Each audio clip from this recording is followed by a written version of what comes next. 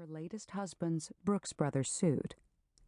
Her baby girl had been killed by a garbage truck. How horrifying. Only 32 and now gone. What a waste of a beautiful woman and a beautiful life. At least that husband of hers had seen to it that she looked good, although really, the white boucle was so last season. Cecilia glanced over her shoulder at her son-in-law and granddaughter. The poor girl clung to her daddy and buried her face in his tailored black suit. Cecilia had never liked Zachary Zemaitis, had never understood why Devon had been so set on having him.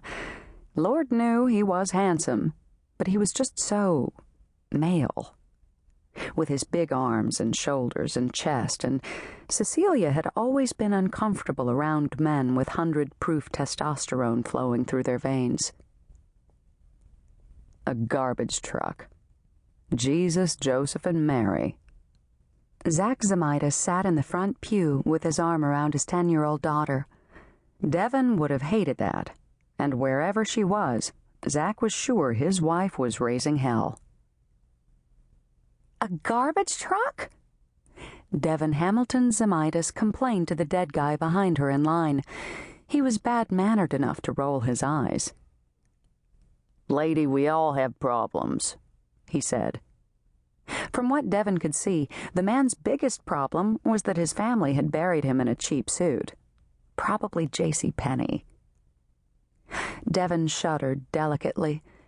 At least Zach had sent her to heaven in her Chanel and her best pearls, although the boucle was so last season, and she was missing her matching two-toned pumps.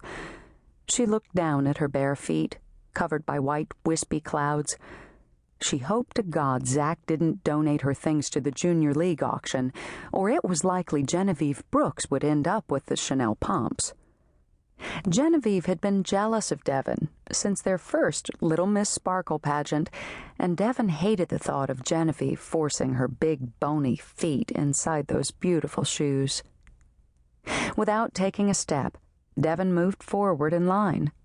It was an odd sensation, moving about as if she stood on some invisible conveyor belt. But then, being dead was odd. One moment she'd been speeding home to have it out with Zach, and the next she'd been sucked up by a white light and landed in a place without walls or substance. She thought maybe she'd been in line for an hour, maybe 2, but that couldn't be right. On a subconscious level, she knew there'd been a funeral, and she had been buried in her white suit. 4 or 5 days must have passed since the accident, but how was that possible? She thought of her little girl and got a weird feeling in her chest. It wasn't really an ache, like when she'd been alive. It was more like a nice, warm tingle that was filled with love and longing.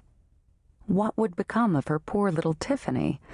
Zach was a good father when he was home, which wasn't often, and a girl needed her mother.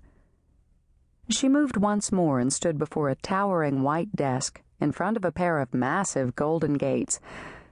"Finally," she said through a sigh. "Devon Zemaitis?" The man behind the desk spoke without opening his mouth or looking up from the scroll before him. "Devon Hamilton Zemaitis," she corrected him. He finally glanced up, and the white, wispy clouds reflected in his blue eyes. Without expression, he waved a hand, and an older woman appeared. She wore a severe bun and a lavender suit with gold buttons.